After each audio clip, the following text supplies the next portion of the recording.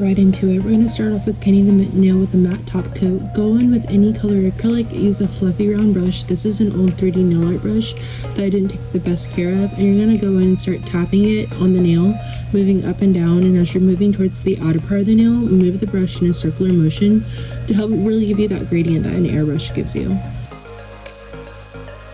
And then once you're satisfied with this, you're going to then paint it with top coat.